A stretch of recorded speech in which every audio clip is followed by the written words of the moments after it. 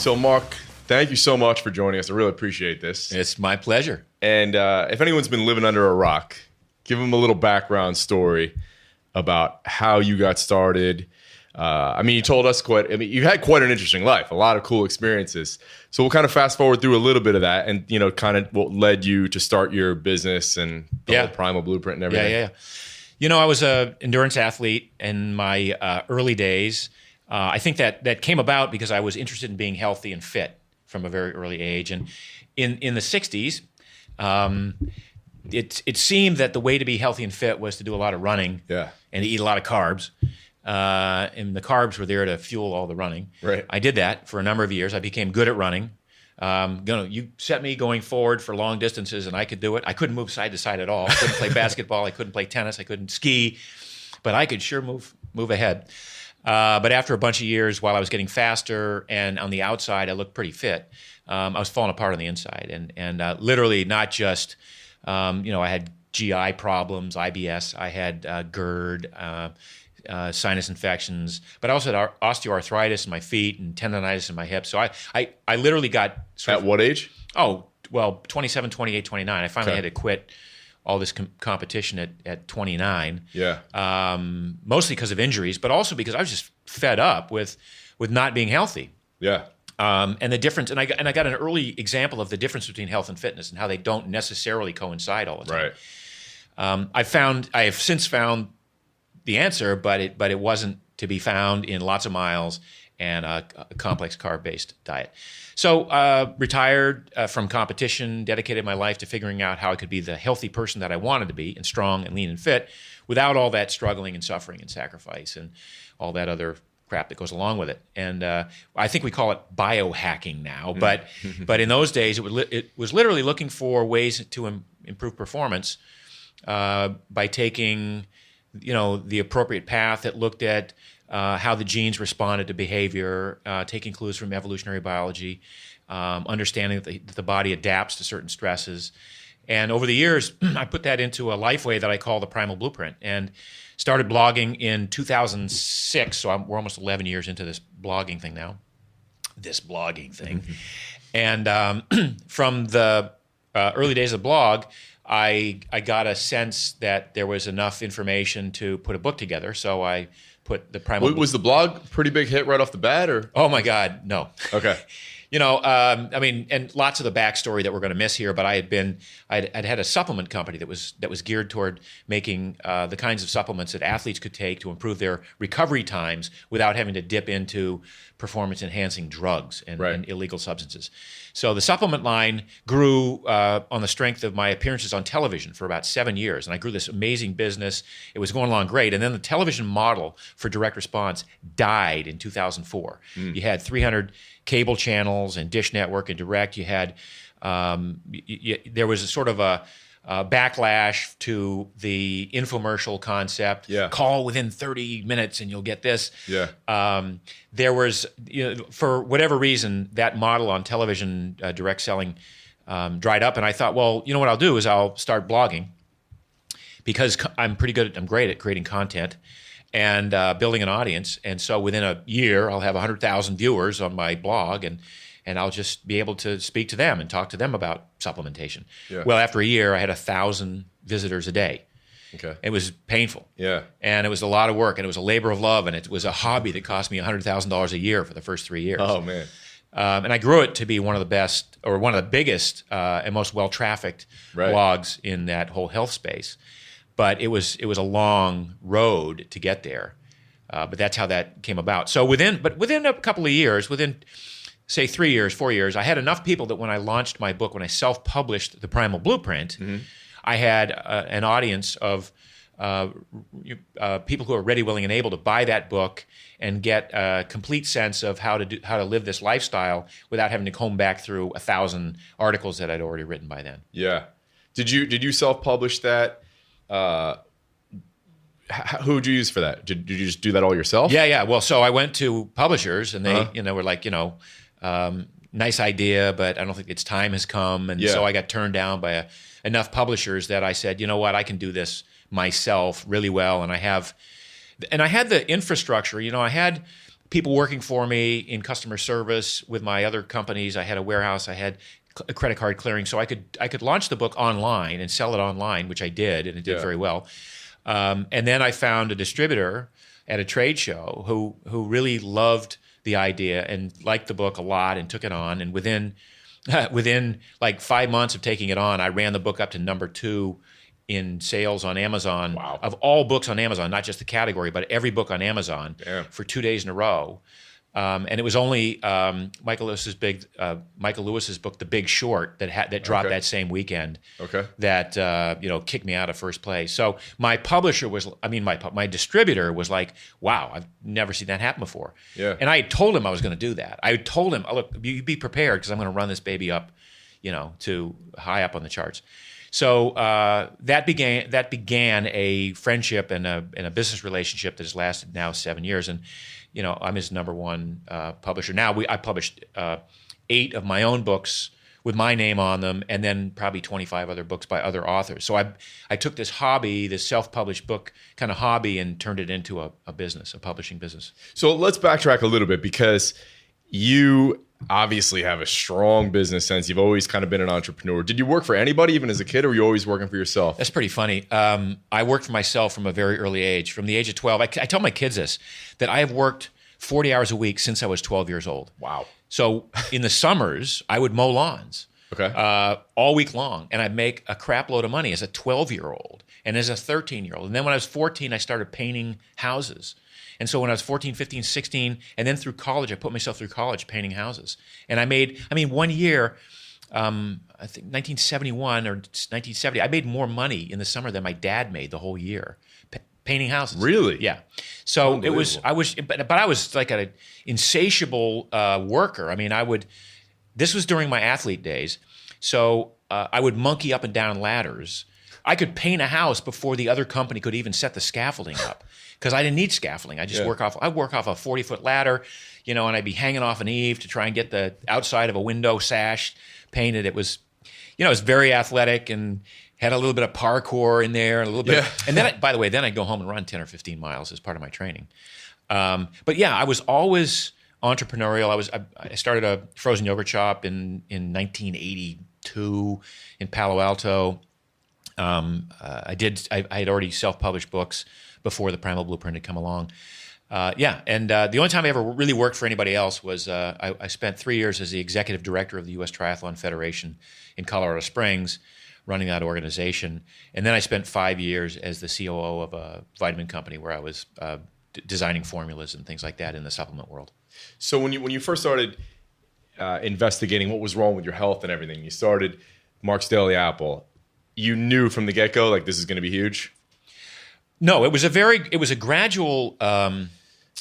You said you struggled to get that 1,000 readers, but still you had to have the belief in yourself. Well, I sure did. But it was a little, like I say, it was a little depressing to think. Yeah. Like, I was excited that I was going to have 100,000 uniques, a day after a year or two, and then to have it only be 1 or 2,000. But I certainly knew that I was onto something, and I certainly knew by 2007 or 8, when I created the term, the Primal Blueprint, that I was creating a brand that was going to exist well into the future. So my plan early on was not just to be doing books and blogs, but to create products and seminars and life experiences. So, there was a period of time from 2010 to 2014 that we had 15 PrimalCon events around the country and around the world. These were 3-day experiences where people would come and spend 3 intense days at a resort, typically, and I'd bring in speakers from like Barefoot Ted or Rob Wolf, or somebody would come in and speak on do a cooking demo, and it was all based on ancestral health. But there'd be games throughout the day, and there'd be Olympic lifting,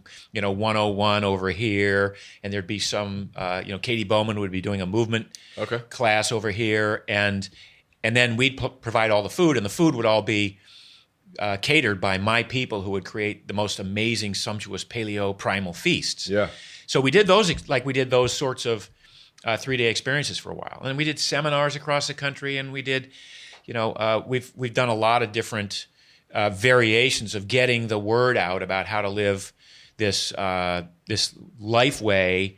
We call it Live Awesome, where you can dial in your diet and dial in your sleep and your sun exposure and the amount of play you get and all these things too. I definitely want to talk about that, but since we're on the business thing, do you hear a lot about the people second guess, they overthink, or they ask for too many opinions, and it should be ready, fire, aim. And there's not, like, how do you balance that with just taking action versus planning ahead and thinking things out? Because you've been super successful. Yeah, and there's a lot of things you don't know about that weren't successful. Sure. So and you probably learned a lot of great lessons from No, those of course. things. So there are things that we've tried, that I've tried that didn't work, and you pivot. In fact, I gave a talk at Paleo FX this year that was really the operative word was pivot, about how to it was basically how to turn your passion into a career. But the subtext was there is no such thing. You can't turn your passion into a career, otherwise everyone would be owning an ice cream shop, right? Right? So it's basically how do you find purpose in your life, and how do you arrive at that passion? So the passion finds you. Through your willingness and ability to find what's interesting and discover what you're good at and what you can offer the world, and then get acknowledgement for that, and then turn that into a legitimate business. So, like I say, we've tried a lot of things. I now have a coaching program, primalhealthcoach.com. It's a very robust online learning experience. We've had several thousand people go through that. That's my way of leveraging the technology that I have up here in my brain across thousands of people who can then take it out and do one-on-one training and face-to-face training. And what does all that entail if someone goes through that certification? It's a robust course. It's all online, so it's 150,000 words of text. It's 13 modules on the science, and it goes deep into why this stuff works. Okay, and gives you a deep understanding of what you're talking about. So when somebody outside asks you, well, wait a minute, I'm going to increase the amount of fat in my diet, or I'm going to give up whole grains. Why would I do that? So the understanding component of that is critical. Each module has an exam. You have to pass the exam to move on to the next one. We've had physicians and chiropractors and dentists and go through the program and say it's one of the best programs they've ever seen in that regard. And then we have a business building coaching part of it as well. So we want people who want to make a living at this. We want to give them the tools and skills to be able to go out in the world and actually enroll clients. And find physicians that they can work with and develop a relationship. So when the doctor says, spends their 7 minutes with you going, geez, Jay, you need to eat better and move more. And you go, what does that mean? Well, I don't have any time. I'm out of time, right? So you can hand that off to somebody who can actually go to somebody's house and clean out their pantry with them and clean out their refrigerator with them and take them shopping and go to the gym and show them a few key exercises and take them to a restaurant and show how they can order off of any menu and sort of those life skills that I think people would want to do. So we have a business building aspect to the Primal Health Coach program, and it's been very well received. We just had 2 weeks ago we had a master class at my house. So 32 people who'd gone through the course came and spent 2 intensive days with me and Christine Hassler, who's my main coach's coach. Okay, I know Christine. Yeah. Do you think there's a place for, Tom Brady has his one guy that does everything. I've had some coaching clients that have gone on to do that where they were just personal trainers. And I said, no, I think there's really a place for a real high-end concierge service. You're the one guy that does all of it. And do you encourage some of the people to kind of do that, like charge a $5,000, $10,000 a month premium? Is there a place for that? There's a place for that, sure. I mean, but it's what we're doing with our coaching program is kind of offering opportunities to people based on where they see their strengths. Yeah. So, I might have a 66-year-old overweight woman who just came into this whole lifestyle 2 years ago and who doesn't necessarily feel like she's ready to present herself to the world because she doesn't look right. Right. And our job is to say, well, nobody really looks right. I mean, geez, I still got a 1/4 inch of body fat on my abs that I got to get rid of before I'm really, really ready for my close-up, Yeah. So it's at what point, but by the same token, this woman has a tremendous amount of experience living that lifestyle for so long and then turning it around, that her client base might be people like her, Yeah. who resonate with her and with whom she can empathize with their struggles. Whereas, some buff 26-year-old guy coming out of a kinesiology program in college and then getting his training certificate with us, might just say, you know what, I just want you to look good naked. Yeah. So, or somebody might want to train people for movies and specialize in that, or somebody might want to take on just the CEO level, the C-suite people, and charge the $5,000 for 2 months and say, look, I'm gonna spend the entire, most of the day with you. I'm gonna watch everything you eat. So there's so many opportunities to participate in this world, in this field of health, that the sky's the limit. And one of the things we did at the masterclass was sort of spend a couple of hours just everybody kind of dialing in where their particular strengths were, what the demographic was that they wanted to go after, and then crafting a strategy on how to go after that. So I get a lot of questions from listeners that are unhappy in their current job. They love health, fitness, wellness. They want to get involved somehow. I know it's a very vague, broad question, but do you have any advice to start out? Some guy's working at AT&T right now. He's like, oh, man, I love what you do, Jay. I really love what Mark does. And maybe I don't want to do it to that level, but I'd like to make an extra $30,000 on the side or something, whatever it may be. I mean, that's why we did the Primal Health Coach program. Yeah. Yeah, it's just go to primalhealthcoach.com. There's lots of information about it. There you go. Set you up for that one. Yeah, no kidding. Thank you very much. And but the concept of doing it part-time while you're still making money and still paying your mortgage, and but then there's a point at which you can shift. And we had let's say right now someone doesn't have a ton of time, ton of money. What can they do after work at night to hustle? Like, what would you suggest as the first step? Start blogging, start videoing? Oh, for sure. I mean, I think, and that's one of the things, establish your brand. Because as a trainer, you are going to be a personal brand. Yeah. This is one of the things that always fascinated me about trainers, particularly in Los Angeles. I belonged to the Sports Club LA back in the 80s. I met my wife there, which was my intention, so thank you for that. But, I was making $100 an hour training people in their homes, on their bikes. I mean, dude, I was going for a 2.5-hour bike ride with some guy to train him for Ironman. Then here's $250 cash in my pocket. It was a great lifestyle to be able to train that way and make that money. Yeah, then I go especially in 87, did you say? Yeah, 86, 87, 88. But then I'd go to the sports club, which is one of the high-end clubs in the world, and these guys would be making $17 an hour as trainers. The club would be charging $60, but because they weren't good at marketing themselves, they wanted the club to bring them the clients. So the brand was the sports club. It wasn't the trainer. Yeah. And any trainer who had his own brand was out there making pretty decent money if you knew how to market yourself. And it's like, what's the value of that? Well, the value is different to different people. My wife made $75 an hour as a trainer in those days. Then we moved to Colorado Springs, where I took on this job as an executive director of the Triathlon Federation, and she maintained her training business out there, and she struggled to make $12 an hour as a personal trainer out there. Really? Yeah, because it was a different demographic. Yeah. LA could afford it, not so much in Colorado Springs. Yep. So, a lot of these, a lot of the strategies and decisions you make are based on, where do I live? What is my background? Am I a strong marketer of myself? Have I done groundlings or second city training? There you go. Exactly. Yeah. So to the extent that I can, I know how to. Basically, training is about understanding the needs of a client and allowing the client to make the choices for themselves. This is really the irony of this is allowing the client ultimately to make choices that they're comfortable with making, that feel good to them, that resonate with them. But doing so in a manner that's supportive and not like, you need to do this or else that doesn't work. So a lot of what we do in our program is you have the information and you're able to disseminate that information in a way that feels like the client is getting it on their own and embracing it and absorbing it. Now, do you see a lot of people, especially in fitness, that are resistant to marketing? I see that a lot, and it's because, for the certain segment that I see, it's because they got into fitness because they were maybe skinny, weak, insecure, And so there's still some of that insecurity about putting their stuff out there. Like maybe I'm not good enough, or my product's not good enough, or there's going to be more eyes on me. Do you deal with that kind of resistance to marketing? All the time. Yeah. All the time. I mean, marketing is tough. It's like, I have a blog, Mark's Daily Apple, that I ask for purchases a lot on that blog. I mean, I make a lot of products, and I want people to consume those products.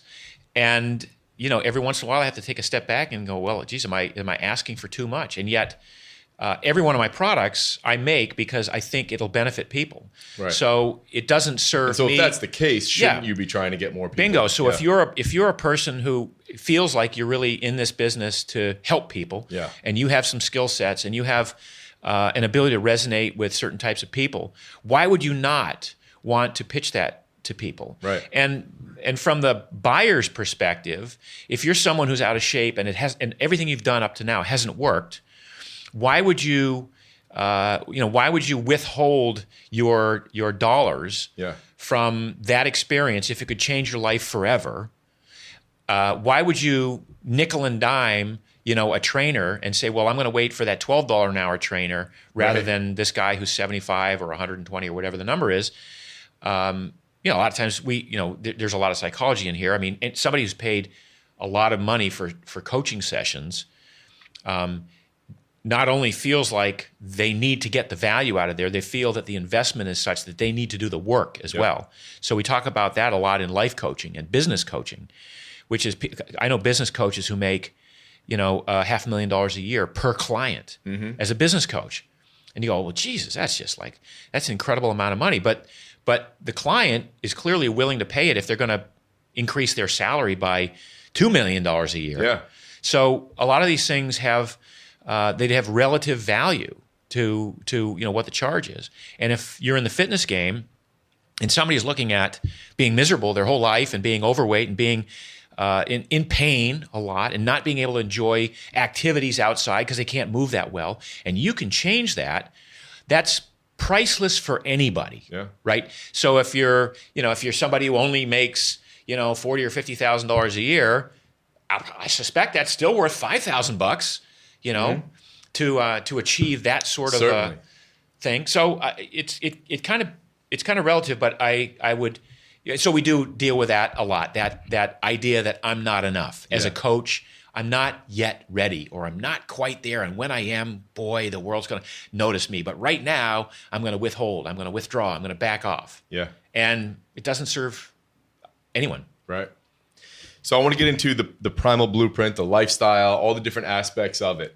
So you talked a little bit about you were sick, you were unhealthy, you started investigating, started figuring it out. Maybe share like some aha moments, some steps, and how it all kind of came together. Well, the first aha moment was when I stopped training. I realized I couldn't continue to eat 7,000 calories a day. Okay. Because I could eat anything when I was training. Yeah. I was like, how many miles a week were you doing?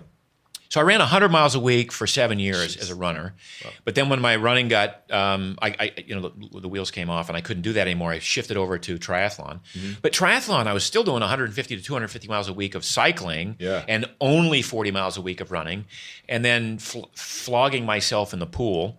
I was a shit swimmer, but and that was ultimately my downfall. But I was still able to burn a lot of calories doing that. But when I quit competing and pulled my training way back, I realized, geez, I can't be eating this much. Yeah. So I realized I didn't need that many calories to stay. 7,000 is a lot of calories. What were you eating, for example? What would be so it would be a huge breakfast with lots of eggs and toast, orange juice. And orange juice. Yeah. It would be, although I love French toast and I could slam down a bunch of French toast. Always a big a lunch with maybe 2 big sandwiches. I drank a lot of beer in those days. And as a contractor and working outside a lot, I literally would have like a beer on the break in the morning and 2 beers with lunch and 1 in the afternoon. And I work construction a lot. It seems everyone does that. And you never get buzzed. It's just like that's the only thing that'll quench your thirst. Yeah. Gatorade, seriously? Right. And then I'd come home and I'd run, do my workout after my work day was done. And then a big dinner. In those days, it would be a bowl of pasta, some bread, and God's honest truth, for like 10 years, I polished off a half gallon of ice cream every night. Really? As dessert, yeah. Wow. There were nights when I would be out of ice cream, and at 10 o'clock at night, I'd go down to Thrifty's and buy a brick of, a half gallon brick of ice cream. I mean, anybody. And in those days, you weren't looking for grass-fed ice cream. It was just shit. No. It was just it was just $2.99 for a half gallon brick of ice cream. So when I went off that program and I realized that, geez, I don't have to drink 2 6-packs of beer a day. I could actually get by on one. I don't need to eat a loaf of raisin bread with icing on it, which I would do all the time. Quite delicious. I mean, I ate prodigious amounts of food. Yeah. In college, this is before your time, well before your time. There used to be a TV show called Green Acres. And on Green Acres, there was a pig. And the pig's name was Arnold Ziffel. And so all my classmates my best buddies from college, to this day, call me Arnold. They never called me Mark. Really? Yeah, they call me Arnold because I could eat so much. So, in fact, I started a little business in college. It was called Arnold's Beef and Brew. And my partner and I would buy all of the chuck steak we could buy from the local Safeway. And we'd sell tickets at $5 a piece. All the steak you could eat, all the beer you could drink, and all the rolls you could eat for $5. Wow. And we made money on it because we bought the steak. It was like 69 cents a pound. Yeah. But that was Arnold's Beef and Brew. So anyway, so the first epiphany was I didn't need that many calories to feel sated. Mm-hmm. That I could actually feel pretty good on fewer calories. The next epiphany was healthy fats. I realized that some of the fats I was choosing were really bad, and I'm starting to do research into that. The biggest one of all for me was getting rid of grains, because even up until that time, what year is this, Mark? Around? So now I'm still 47 years old before the final piece of this puzzle starts to fall into place, and that's getting rid of grains. So this is mid-90s, or? Yeah, let's see. So I'm 64 now, so it was 17 years ago. Okay. And at that point, I was sort of still, I'd been writing about grain and how antithetical it was to health, and how there were anti-nutrients in grain, and how gluten was showing up across the spectrum for some people.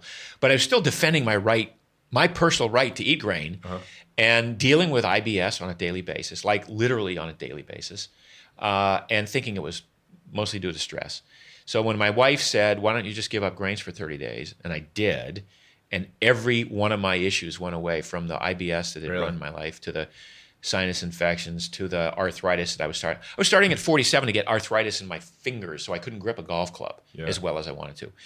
Or if we're meeting for the first time, we shook hands, I'd be like thinking, oh, Jesus, Jay going to try and out-bro shake me. Yeah. So that went away.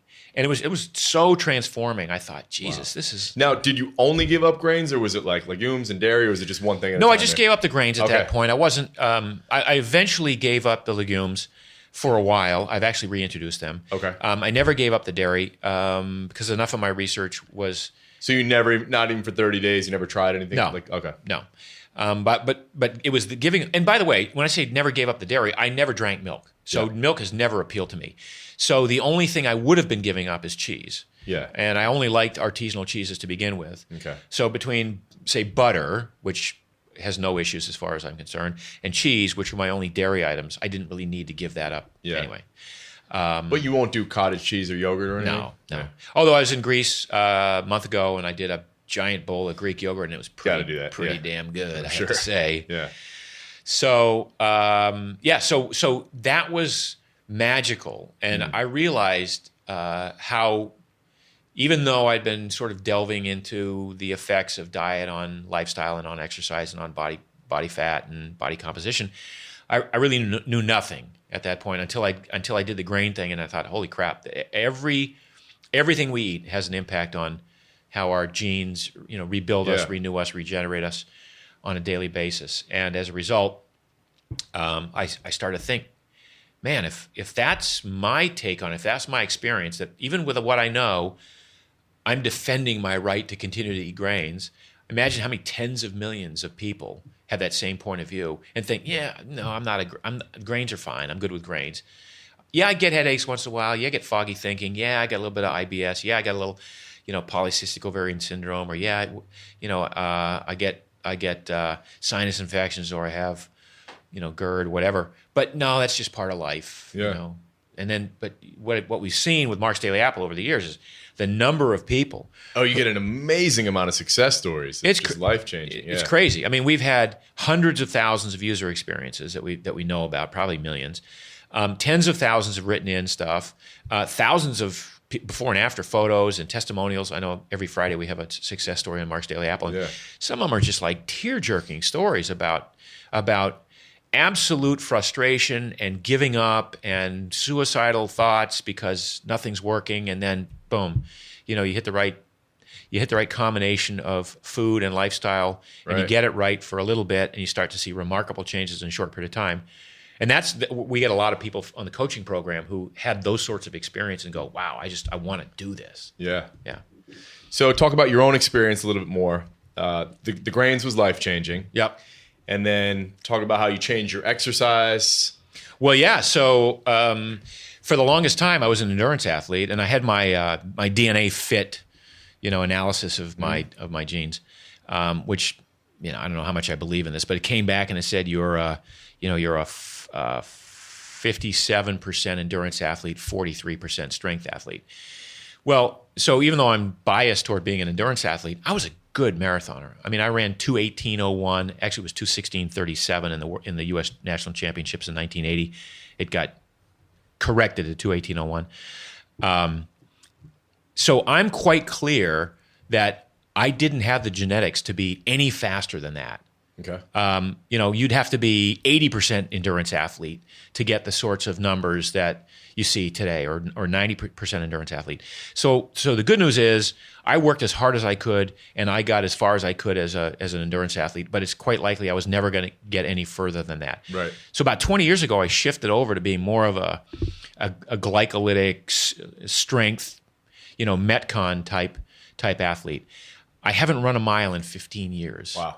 Yeah, I haven't. Now, I play ultimate Frisbee every week, and I probably cover 4.5, 5 miles sprinting the whole time. Yeah. But to put on shoes and go out and go for a run, no, I haven't. It has no appeal to me at all. So now, when you would log in the 150, 200 miles a week, were you strength training and lifting during that time, or not really? But yeah, to the extent that I could. I mean, I weighed 142, 143 at 5'10". I was probably 10 pounds heavier than most top runners of the height that I had of that day. So I probably carried an extra 10 pounds, partly because I still tried to lift weights. Yeah. But classic, bench press and lat pulls and stuff to try and. I just was vain enough that I didn't want to have that really, really skinny runner's body. Yeah. Although my wife will tell you that she almost didn't go out with me because I was too skinny. So I was doing weights, but they weren't the way I would do them now. I mean, they weren't contemplated to assist my training. Okay. My friend Jacques Devore has this program, the Maximum Overload Principle, and he'll take endurance athletes and put them on deadlifts in the gym or on weighted lunges and at close to max. And start recruiting fibers deeper and deeper and deeper. He's trying to develop sustained power over time. Yeah. And that's the kind of training I would do now if I were going at it differently. I wouldn't be putting in 120-mile weeks. I would be doing maybe 80-mile weeks, and then 1 or 2 days a week. Certainly in the off season, I'd be loading the legs up with some specific weight training stuff. Yeah. But that was in the 80s. For me, it was mostly cosmetic stuff. Yeah. I shouldn't say mostly cosmetic. I mean, I felt like I was able to, like my upper body ability to power up a hill was driven somewhat by my shoulders and pecs and whatever. Yeah. So then you're no longer, were you doing any, you just dropped it, like no endurance? Yeah. So I shouldn't say no endurance. I mean, I still rode a bike for a while, but I'd say in the last 15 years, my endurance stuff has been confined to literally a life cycle in the gym where I'll do maybe 30 minutes, maybe 45 max twice a week, once or twice a week. And that's the extent of my true sort of, aerobic. And that's fairly low intensity? No, it's as high as I can go. But when I say high as I can go, a new monkey wrench got entered into the equation a couple of years ago when I developed PVCs, premature ventricular contractions in my heart. And this, by the way, was a direct result of my having trained so hard for so long, maxing my heart rate out at least 3 or 4 days a week for some amount of time for 30 or 40 years. So the left ventricle got thickened, and so the innervation of that caused these premature ventricular contractions. So if I got to the point where I raised my heart above, say, 90 beats a minute, it would kick into this phase where every third beat would be skipped. Okay. So even though it looked like on a heart monitor like I was at 165 beats a minute, I was only getting the blood pumping of 120 beats a minute. So I take a calcium channel blocker for that now, and what it does is I just limit myself to a maximum high end of 180 minus my age, which I wrote about in my book Primal Endurance, which is still the sweet spot for burning fat. So when I'm on the bike and in the gym, I can go at 120 or 122 beats a minute for 35 or like I did it today, 45 minutes.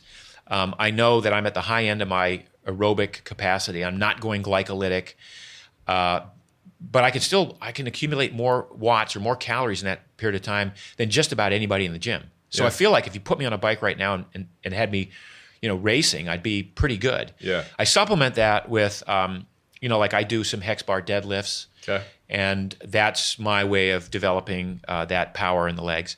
And how often will you do that? Once every 2 weeks, probably. Okay. And then I also do, I play ultimate frisbee, so I'm sprinting all out for 6 or 8 seconds at a time. Yeah. Once a week? Once a week, every Sunday. Okay.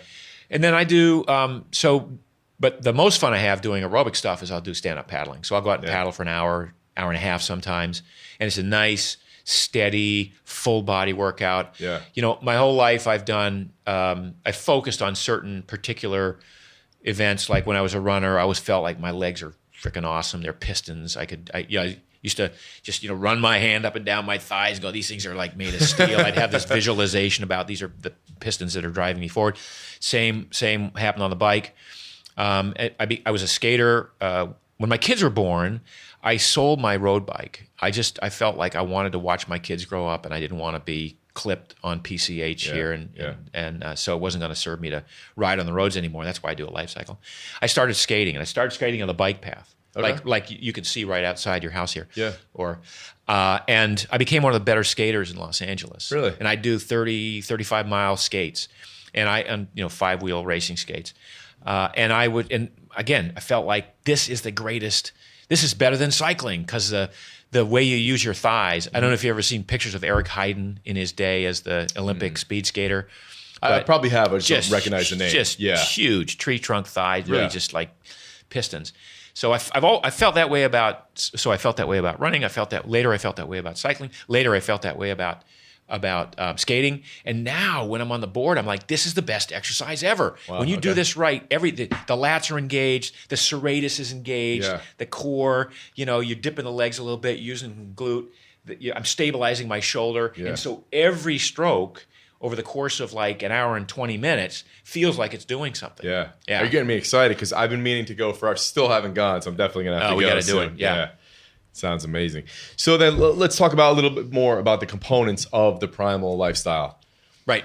Delve a little deeper into the nutrition. You talked about why grains are so bad. What else should people not be eating? What should they be eating? Yeah, so the main 3 categories are give up sugar. Sugar is the worst thing you can consume.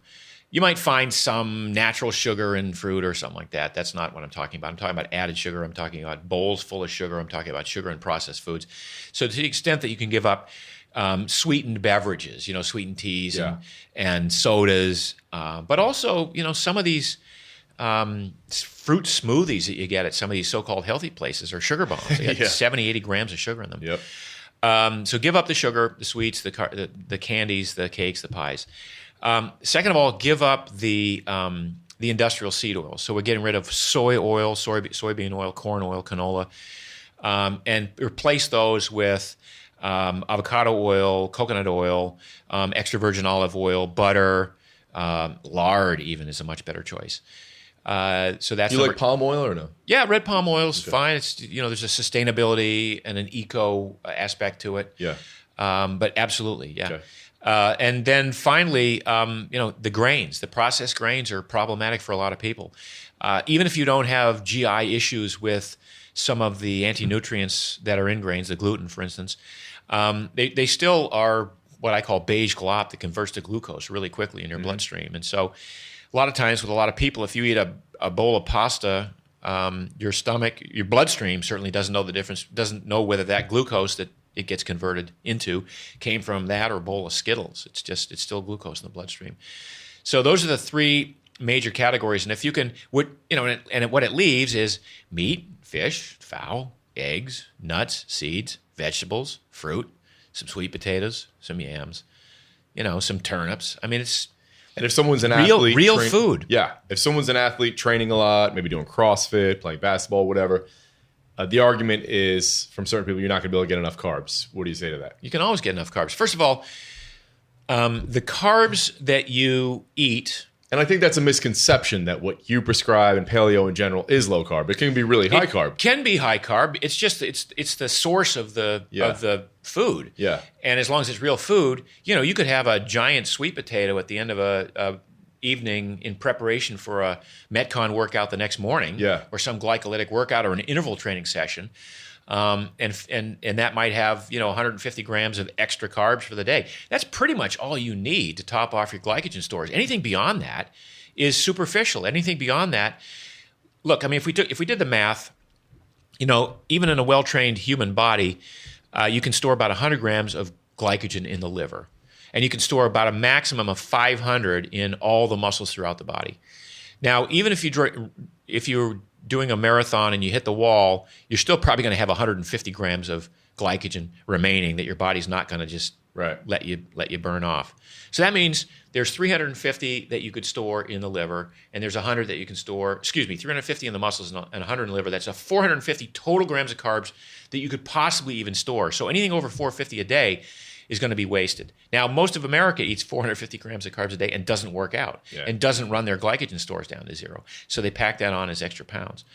So as an athlete, and we'd have to look at your program, but are you going to go hard every single day? Really? You're going to go glycolytic every single day? Why do you do that? Yeah. Why do you train? You train so you get better. And if you want to get better, you have to let your body recover, and you have to let the muscles recover. So training hard every day doesn't necessarily serve you as an athlete. Mm-mm. So if you train hard even every other day, even if you don't eat a lot of carbs, your body still makes enough glucose, and from whether it's protein that you're consuming or some of the carbs, it'll still refill the glycogen stores. Yeah. But it's this frantic notion that because I'm doing CrossFit every day, I have to replenish my glycogen stores every single night. Yeah. Or within 5 seconds after your last set. the sort of magic window of opportunity, right? Which I used to talk about 20 years ago. I mean, I was one of the guys talking about it. You see a lot of us in this arena now that used to be big on managing glycogen stores and how do you carbo load appropriate. But once you understand the folly of that way, and you see how antithetical that was to health, and possibly how antithetical that was to performance, because you don't become good at all at burning fat. You just become reliant on sugar. So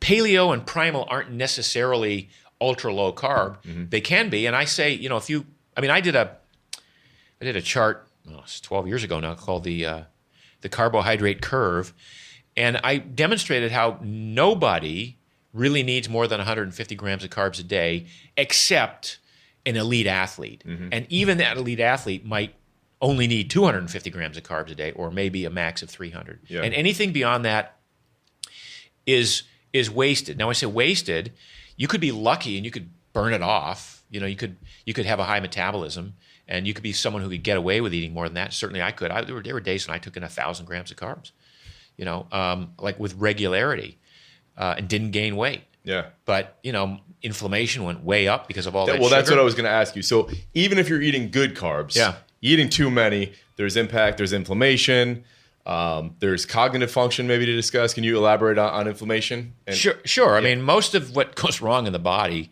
kind of can point back to inflammation as being one of the early causes of that. Yeah. So when we talk about inflammation in general, that inflammatory process is part of a natural part of the healing process that we evolved over years to deal with insults to the body. So you get you roll an ankle and it gets inflamed. You get clawed by a saber-toothed tiger, it gets inflamed. You have to go through a process where the body summons red blood cells to that spot. There's an edema, there's a swelling in that spot. There's increase in blood flow. There's a lot of different cytokines, a lot of different chemical pathways that get involved because you insulted your body. There was some insult that might have threatened to kill you if you didn't heal it or deal with it. Well, now we have access to certain types of food and certain other lifestyle behaviors, like just being stressed out all the time, that increase what we call systemic inflammation. So the body gets a signal that we need to do some sort of a repair thing, whether we need to store water and we become swole, there's an edema that happens throughout the body as a result of some of the foods we're eating, or there's something that we ate that caused our gut to leak undigested protein molecules into the bloodstream, which now sets up an inflammatory response to that because the immune system thinks that undigested protein is actually a germ or some microbe. And by the way, sometimes that immune response will also identify that undigested food molecule and set up an immune response. And because that molecule resembles something that might reside on, say, a chondrocyte in the knee joints, or on the pancreas in a beta cell, or on the in the adrenals, or on the thyroid, and that would manifest itself as Hashimoto's. Now your immune system is attacking your own cells. That's an autoimmune response. Yeah. There are 75 cataloged autoimmune diseases. Most of them have some dietary etiology. Most of them have some relationship to something that you were eating.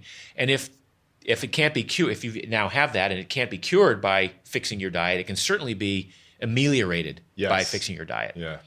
So I'm sure it drives you nuts. It drives me nuts. Like I'm just thinking of a couple friends of my mom's right now that if they made the dietary changes you're suggesting, they would be in way less pain. They have arthritis and all kinds of, and they just still, even in the day and age we're in now, they can't comprehend it. They're like, no, there's got to be a doctor who can give me something.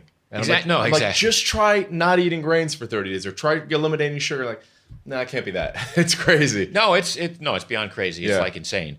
And yet that is, that's the hurdle that we have to overcome, being where we are in this field. Yeah. So and you mentioned legumes. You eliminated them for a little while, and then you brought them back. Well, so I eliminated them because I read a lot of other people's work on lectins, and some of the stuff had to do with this kind of rat hole down which you go when you realize that ricin, one of the most powerful poisons and neurotoxins in the world, and is used in espionage cases, is developed from the castor bean, which is a legume. Okay. Or you find out that some people have, certain issues, like unprepared beans can be dangerous if you haven't soaked or sprouted them. So I kind of, bought into that whole thing. But then in the past maybe 5 years, as we've been talking about the biome, the gut biome, and how that is an integral part of your being healthy. And we have to feed those gut bugs.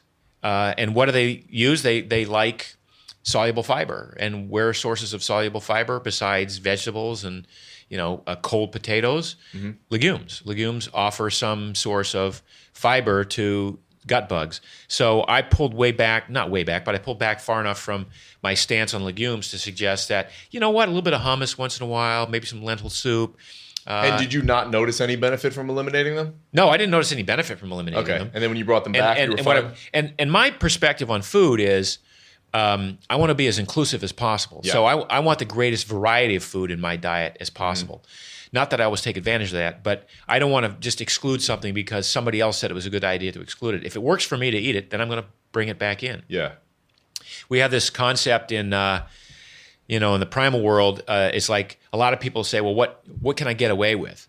Some people can get away with eating a lot of carbs. Who am I to judge that choice? Some people can't get away with eating a lot of carbs, and then we have to have a discussion about what that looks like. Do you think if someone can get away with it now, they stay lean, they're healthy, Are there long-term implications though? Maybe Could be. I mean, I just did a podcast the other day, and we talked about Queen Elizabeth, and she drinks, 5 servings of whiskey a day, and really? whatever, smokes a cigar. I don't know what it is, and she's 91. It's like, okay, who am I to judge, her choices at that point? On the other hand, being queen but not having any actual duties, she's probably led a very stress-free life. So stress hasn't been a factor in her life. She probably gets a lot of sleep. Who knows? So, there are a lot of other factors besides diet. Yeah. But I often wonder, like on a guy like Michael Phelps, like with all the crap that he eats, would he be a little bit faster and a little bit better at what he does, and maybe have one more Olympics in him or whatever? Yeah, you never know, right? And you can't really second guess that kind of success. Yeah. But it's funny because, as you well know, a lot of pro and Olympic athletes don't know much about nutrition at all, or eat like shit. Oh my God.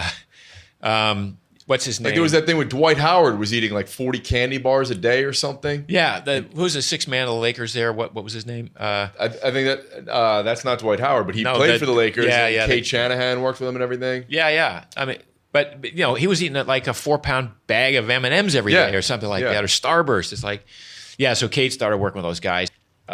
We'll talk about bone broth a little bit. It's grown wildly in popularity the last few years. I think it has a ton of benefits. Can you expand on it a little bit? Yeah, I mean, bone broth is it's so funny because it's like the new thing that's 5,000 years old. Right. Bone broth's been around as long as there's been a vessel to cook the leftover parts of an animal in, and the research and the science shows that it's a rich source of calcium and a lot of minerals as well. So there's a reason that grandma's chicken soup actually did some good stuff for you if you were feeling ill. But it is a great source of collagen, and collagen is my new favorite supplement.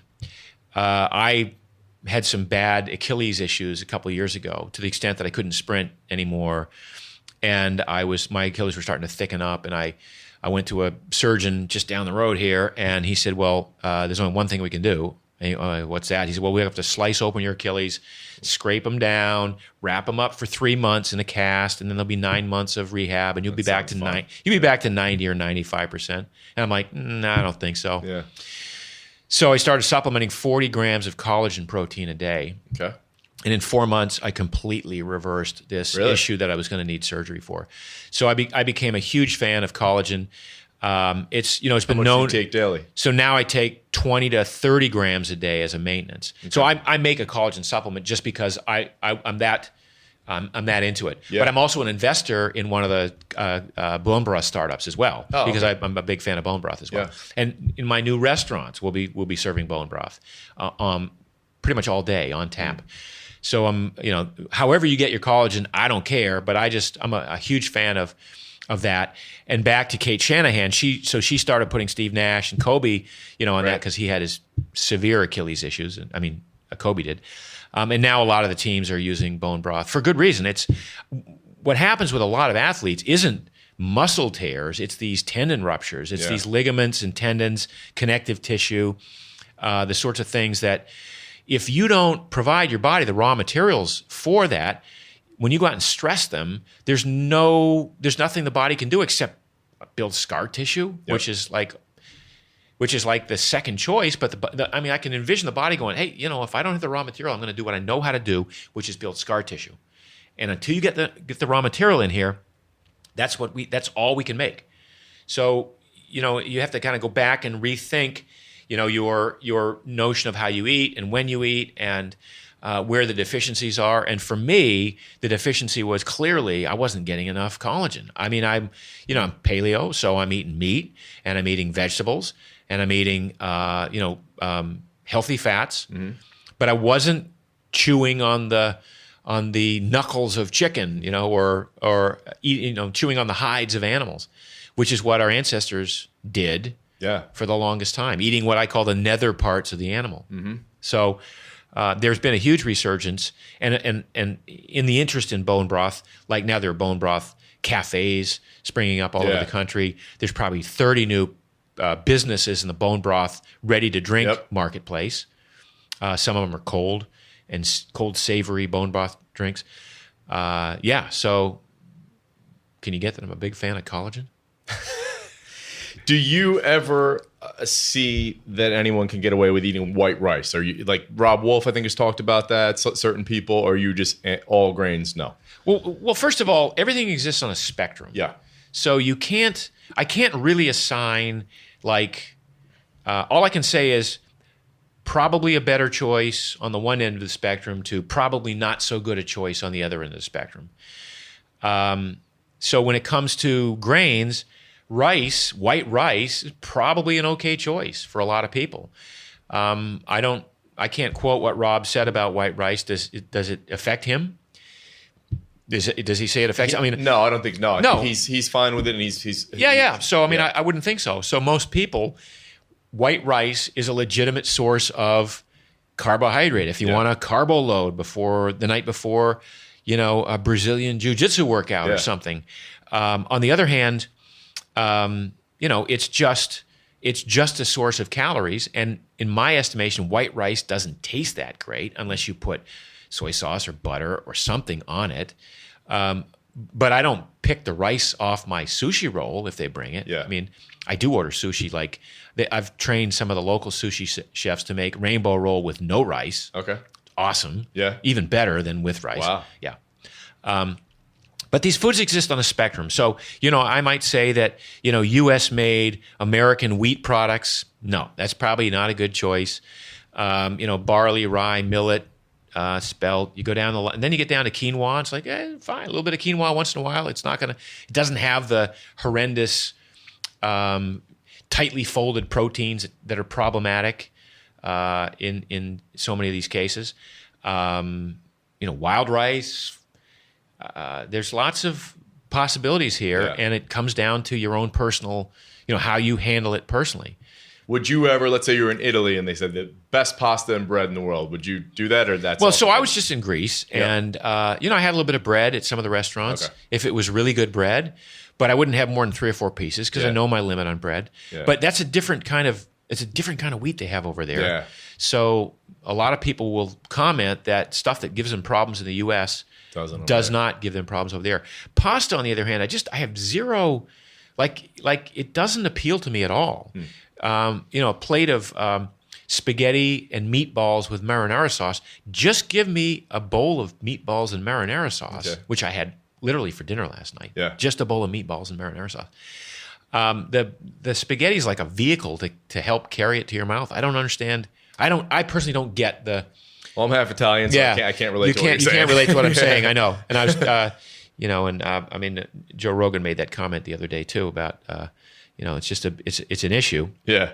Because when you're there, or you're with family or something like that, you can't say nah. Right. I'll pass. You got to have something. But I know my limits, so I can have a couple of bites of anything and be okay. Okay. Just not the whole plate. Yeah. That's my problem. I got to avoid it because once I go in, I'm going hard. I can't stop. Yeah. So just sticking with nutrition for one more question, then I want to shift to lifestyle a little bit. Where was I? Oh, intermittent fasting. Yeah. What's your take on that? Big fan. It's how we should live. Okay. Totally. So I do a compressed eating window, which some people would call intermittent fasting. I eat my first meal at 1:00 in the afternoon. Okay. What do you have before that? Just water? Coffee? Coffee. Yeah, I have a coffee in the morning when I get up about 6:30, 6:45. Okay. But I go to the gym fasted. I work out hard or easy, whatever it is. I'm fasted. All training you do fasted? Strength training, conditioning? Yep. Okay. Yep. The only thing I might do is if I'm going to do like a heavy hex day, I might take 20 grams of straight collagen protein. Okay. Before the workout, because I'm looking at my joints. Yeah. And if I'm doing a hex bar deadlift, I don't know if you've had this experience, but it's my shoulders that take the brunt of it. Yeah. My shoulders and hips. My legs can do the work, but my shoulders are giving out because so much weight. But other than that, I'm pretty much fasted until 1:00. And even today, I had like I told you, three bites of chicken and a Roma tomato, and that was it. So, but I'll have a nice, good-sized meal for dinner tonight. I won't overdo it. Mm-hmm. I've been in this keto. You won't eat till dinner? Right. Or you'll have something. Oh, you won't? I won't eat till dinner. Okay. Yeah. Normally, I'd have more than 3 bites of chicken and a Roma tomato. I'll have a salad for lunch, but I had to drive over here, and I didn't want to scarf anything down, so I just but because I've been keto or in that keto space for so long, every meal I skip, it's like my body goes, whatever, we'll just, we can deal fine. Yeah. I don't lose muscle mass. I don't, I burn fat. So you're now keto, like super low carb? Yeah, I've been super low carb for a while. For how long? Well, since I started writing this book, the Keto Reset Diet. That's coming out in the fall? Coming out October 3rd. Okay. So I spent a couple of months deep in keto, noticed some amazing benefits. Like? I lost weight, and yet people would come up to me in the gym and go, "Dude, you're jacked. You're putting on weight." Yeah. Wow. So I lost like nothing better than that. Yeah, nothing better than that. Yeah. So and jacked isn't a word that people have ever lean. I got a lot, but jacked is like okay, all right, okay. Yeah. Energy levels. One of the funny things, which you almost would think is almost a negative, but hunger sort of dissipates. And like I have my friend Todd White who owns Dry Farm Wines. I don't know if you're familiar with those guys, but they have paleo wines. Okay, yeah, amazing products. Todd's been keto for a long time, and he eats one meal a day. He eats dinner, and he's fit. He's energetic. He runs a business. He's traveling all over the world. He eats one meal a day, and it's dinner. Yeah. And I was asking him about it, and I said, Todd, what is that like? He said, well, I have to be mindful of what I eat. And I'm like, well, yeah, you have to be mindful that you don't overeat, right? He goes, no, I have to be mindful that I eat enough. Yeah. Because it's one meal a day, and I'm not that hungry. So when you get the power of getting a hold of your hunger and having that be something that no longer runs your life. Yeah. Like, dude, we can't do anything because it's lunchtime. If I don't eat lunch, I'm going to rip your head off, or I'm going to have to take a nap, or I'm going to pass out. That stuff goes away, and so that's powerful on so many levels. And Malcolm X has talked about that years ago, and So fasting, and the stories of Dom D'Agostino who fasted for 7 days and then did 10 times 515 pounds on his deadlift. Yeah. So if you do it right, you don't lose mass. You do burn body fat. You do create ketones. You build what I call this metabolic machinery that stays with you for a long time. So my book, The Keto Reset Diet, it's about resetting your metabolism to burn fat for the rest of your life. So we take people into a 21-day low carb experience where you gradually reduce the amount of carbs. You literally teach your body how to burn fat. And then... Now you say, is it a mistake? Do you find people go from 300 grams to zero and they feel, I feel like shit? No, I think that's a mistake. I mean, you can do it. It's certainly doable, but it's painful. It's just like... And you just have to know, like, there's going to be so an many adaptation people period. will get like a week in and then just go, you know what, I'm out. Yeah. I can't handle. Yeah. Whereas if you do our program and go gradually, and then we give you literally a midterm exam. It's like you have to answer like 70 questions. How about your energy level and how do I feel and my performance? And if you get 75 on the test, you get to go into 6 weeks of keto where now you get the real benefits of deep keto. And now you start to upregulate, mitochondrial biogenesis. Your body actually makes more mitochondria. And when you make more mitochondria, you have more ability to burn fat. So now you're not only like getting good at burning fat, now you're getting so good at burning fat, your muscles don't even need that much glycogen. Yeah. And that's one of the things that ultimately, after you've been in keto for a long time, and some of these guys, like Luis Villasenor at Keto Gains, he's years in keto, years and years, and he's a bodybuilder. So you get to the point where your muscles just are so good at burning fat, you can do 75, 80, 85% of your max work totally on fats and not need that much glucose or carbohydrate. And a mistake I think a lot of people make is they don't eat enough fat, right? So it'll just be a low carb. Well, so yeah, I mean, fat, and then you're going to feel like shit. Well, if your primary right. macro is protein. If your primary macro is protein, now there are different ways to do it. I mean, you can also way overdo the fat. So a lot of people do way too much fat when they go keto, and the idea is to cut carbs to eventually 20 or 30 grams a day. You can maybe wander up to 50 when you get good at it, but and maybe even more when you get really, really attuned.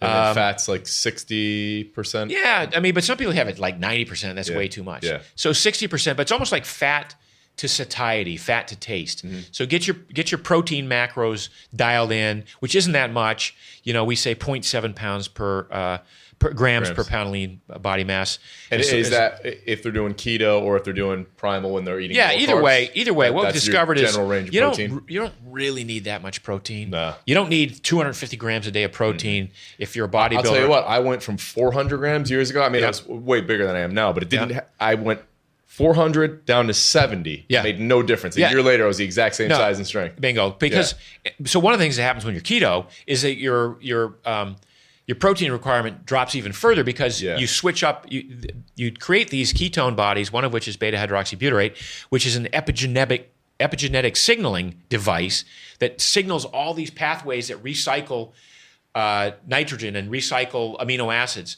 So you have this amino acid sink that you retain. So that's how you maintain muscle mass without even, you can go 2 days or 3 days without eating and still maintain muscle mass.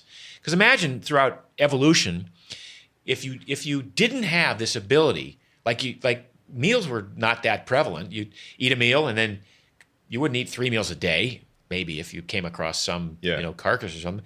But you eat a meal and you'd overeat and you'd store fat, and then you might not eat for 3 or 4 days. Yeah. Right? And if you don't eat for 3 or 4 days, you got to still keep your wits about you. You still have to have your energy. You can't get sick. You have to have enough energy to go hunt another animal or forage for more stuff. So it made sense that fasting actually has a preservation aspect that kind of upregulates some cool anti-aging mechanisms. And where we get into trouble is in the old paradigm of carbohydrate, which is like, you got to eat 5 or 6 small meals a day. And you have to have carbs at every meal because your brain only runs on glucose. Yeah. And if you lose too many carbs, you'll start to cannibalize muscle tissue because you'll create cortisol, and the stress response will send muscle tissue to the liver to make glucose to run your brain. You don't want to do that. So, be sure you have. No, this is all based on that carbohydrate sugar burning paradigm. Once you get good at burning fat, once you've built the metabolic machinery to burn fat and create ketones, and the ketones go to your brain largely because your muscles don't even need the ketones at that point. They're so good at burning fat. You don't need much glucose. You've unburdened yourself of having to have glucose. So then when you skip a meal, the brain goes, I could burn on ketones all day long. Liver's making plenty of ketones. By the way, the liver is also making glucose from the glycerol part of the triglyceride. So the liver makes enough glucose to run you very easily if you're in ketosis all day long. And the further down the road you get in ketosis, not that you have to be deep into ketosis like zero carbs. I'm talking the longer time you spend there, the more you build this metabolic machinery. It's kind of interesting. You're talking like in terms of months? Months and years. Liver's making plenty of ketones. By the way, the liver is also making glucose from the glycerol part of the triglyceride. So the liver makes enough glucose to run you very easily if you're in ketosis all day long. And the further down the road you get in ketosis, not that you have to be deep into ketosis like zero carbs. I'm talking the longer time you spend there, the more you build this metabolic machinery. It's kind of interesting. You're talking like in terms of months? Months and years. Yeah. The less ketones you make. You say, well, why would that be? Because the body only does what it has to do. And if you're so good at burning fat in the muscles don't need ketones. The heart doesn't need ketones. The brain runs on ketones. And now if you're making just enough ketones for the brain, you don't spill them out in the urine. So you've been keto for a long time and you pee on the stick and it doesn't turn purple. It's like, whatever. It's you're so good at this now. You're so dialed in. You're exactly where the body wants to be. That's the ancestral model, right? That's our ancestors. I don't think they would have ever cared if they were pissing purple on a stick, right?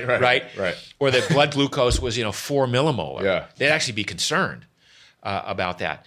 So we have this kind of ability to get there, all dialed in to our DNA. We just never bring it forth because we're always confronted with carbohydrates. And your diet before that would have really reduced inflammation. When you went keto, did you notice even less inflammation? Yeah, I mean, I didn't notice I'm past the inflation part of my life. Yeah. But was there like, I feel even better? Yeah. Okay. What about cognitively? Yeah, I mean, I'm pretty, I'm pretty on it all day long. But cognitively, to me, it was more like mid-afternoon. Okay. Like where if I hadn't had lunch, then I'd feel like, I better, just lie down for 5 minutes or something. No, that kind of goes away. And you have this almost bizarre, like little surge of energy. It's almost drug-like for some people. Yeah. Yeah. Have you spent much time in ketosis? I did keto. I don't know if you remember Dan Duchesne back in 96, Of course I remember 97. Dan. Yeah. So Dan, the man, Yeah. So I did that about 2 to 3 years, but Yeah. it was always cyclic because you'd have at least that one carb up day on the weekends. Yeah. So I never did it straight for a long time. And then Mauro Di Pasquale had his book about that. Yeah. So I did that, but I'm definitely intrigued. I'm going to give it a run soon. Cool. Yeah. Let's talk about lifestyle, sun, sleep a little bit. Yep. Sleep, I try to get 8.5 hours a night. I think that most people, kind of overlook sleep as a important element of their health. Yeah. And as a result, this line like, "Oh, we'll sleep when we're dead." No. First of all, I've always loved sleep, so I've never pulled an all-nighter in my life. Okay. Like even in college, when my buddies were, raging all night, I'd part of that was because I was so tired from training and school. So I'm a big fan of sleep.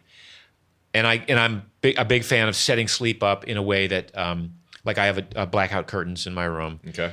We have a red hued clock. I sleep on a chili pad.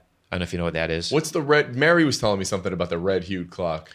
Well, so yeah, just if you have a blue light on your clock, Yeah. the brain still picks up the blue light and still Yeah. thinks something's going on here. It might be close to daytime or something like that. But the red light is an evening signaler. So you get this melatonin onset on a regular basis, and melatonin is a sleep hormone. But I sleep on a chili pad, so I have a cool surface. Do you know what a chili pad is? Mm-hmm. Yep. And I love that. And I wake up naturally, on a sleep cycle. Mm-hmm. So I don't use an alarm clock. And if I feel like getting up, even though I could go back to sleep, I'll sometimes get up.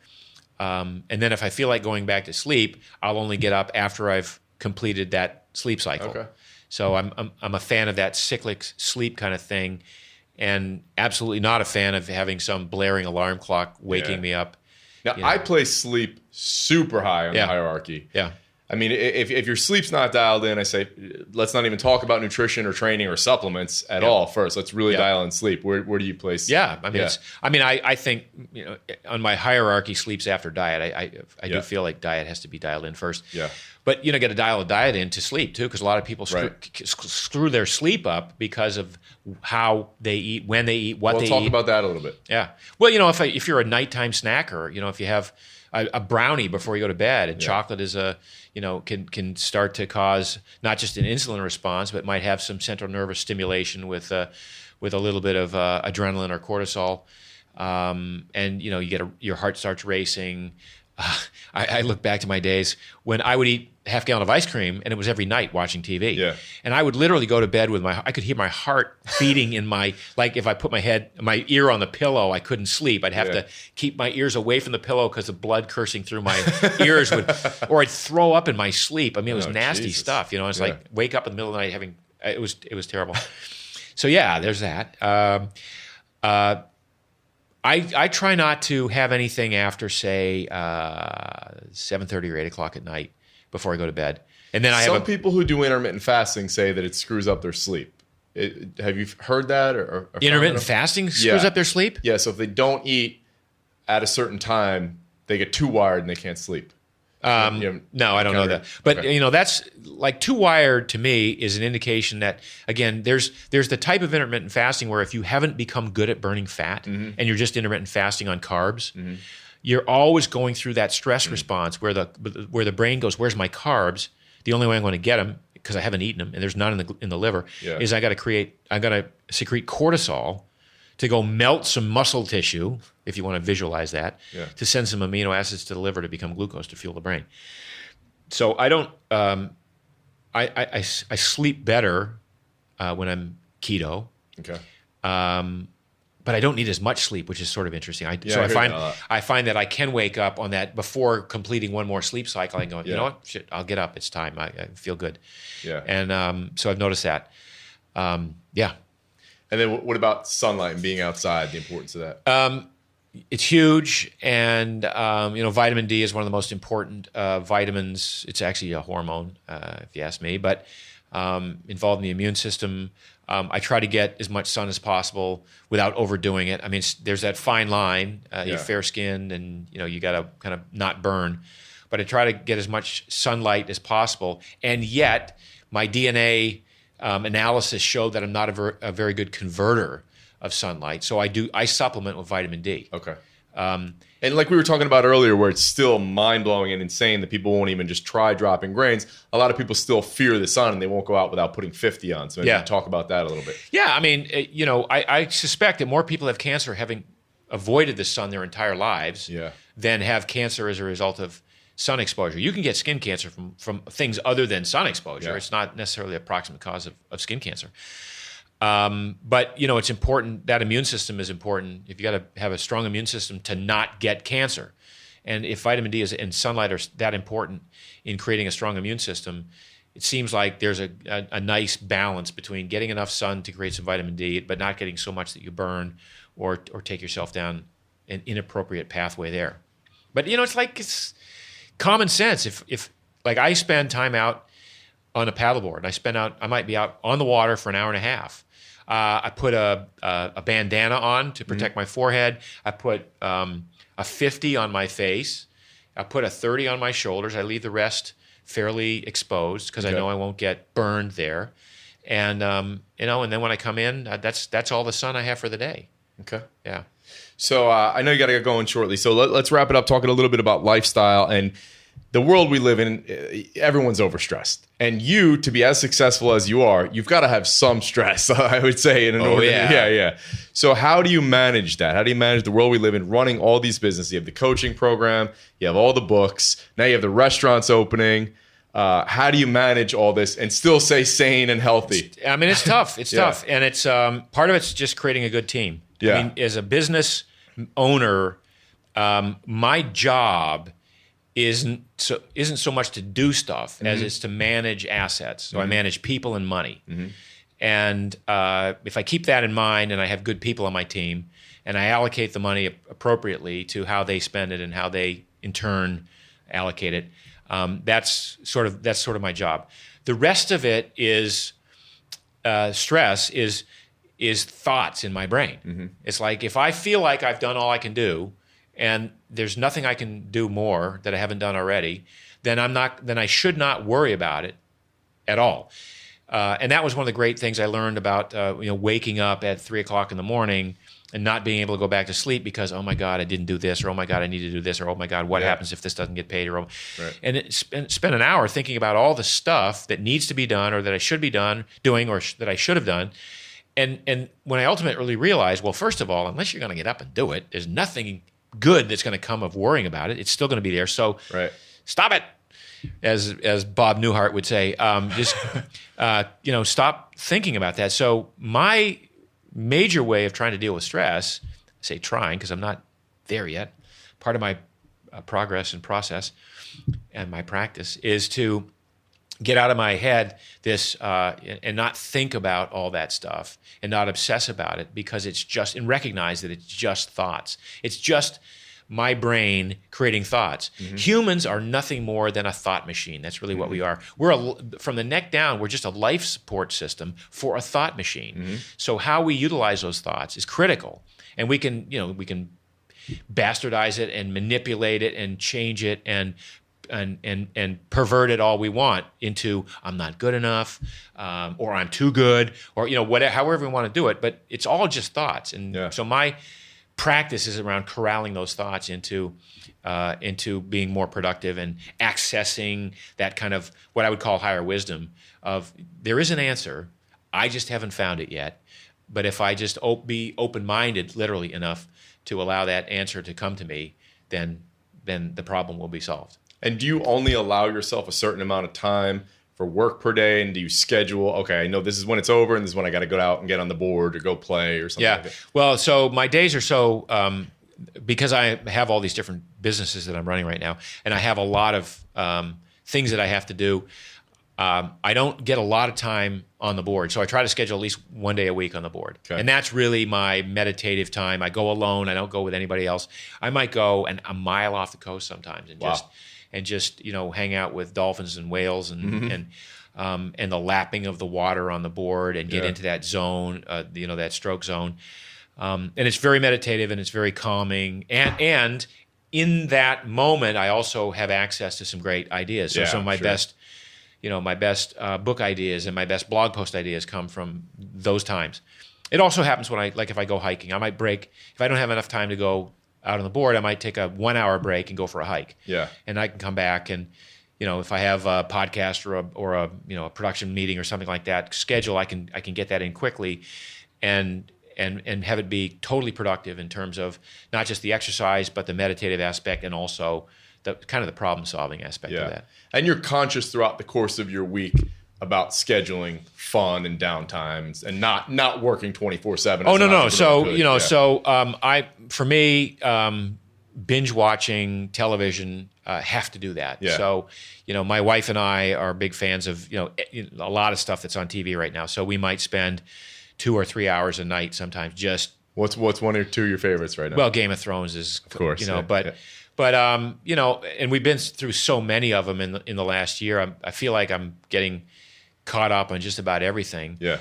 I like Suits. I don't know if you've ever seen that show. I hear that all the time. I hear it's great. Yeah. But there was shows like Damages with Glenn Close. It was one of the best shows on TV. The Night Of, which happened last year. I hear the acting in that is spectacular. Phenomenal. And so The Night Of, just to segue a little bit, is an 8-episode show of it could have been a movie. It could have been a 2-hour movie. Yeah. But the beauty of television today and how well written it is that they have the luxury of explaining what they could have compressed into 2 hours over 8 1-hour episodes and do so and really develop characters. And this show was so well done.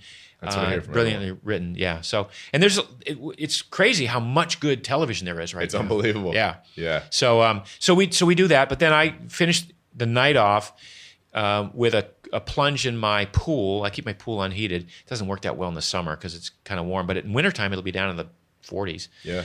And then we have a jacuzzi and we heat the jacuzzi up, and so we might take my wife and I might finish the night off with a jacuzzi, all the lights off in the house and just a fire in the fire pit going, and then go straight to bed. Amazing. Do you meditate or no? No. Okay. Mark, it was such a pleasure. I feel like I could talk to you for another 2 hours. I know you got to run. Thank you so much. Where can people find out all your stuff and follow you and just tell everything you got going on? Yeah, Mark's Daily Apple is the blog. I've been there for 11 years and 4,000 articles. Primalblueprint.com is our e-commerce site where all of our products can be found. And if you are interested in the health coaching program, that's primalhealthcoach.com. And we got the new restaurants coming out? New restaurant. We have one just opened in South Bend, Indiana, 3 weeks ago. They're killing it. It's fabulous. And we have one coming on board in Culver City. I'm excited. Should be open by the first or second week of September. We have one being built in Santa Cruz, one being built in Portland. Nice. Yep. And Awesome. Thank you so much. All right. Thanks, Jay.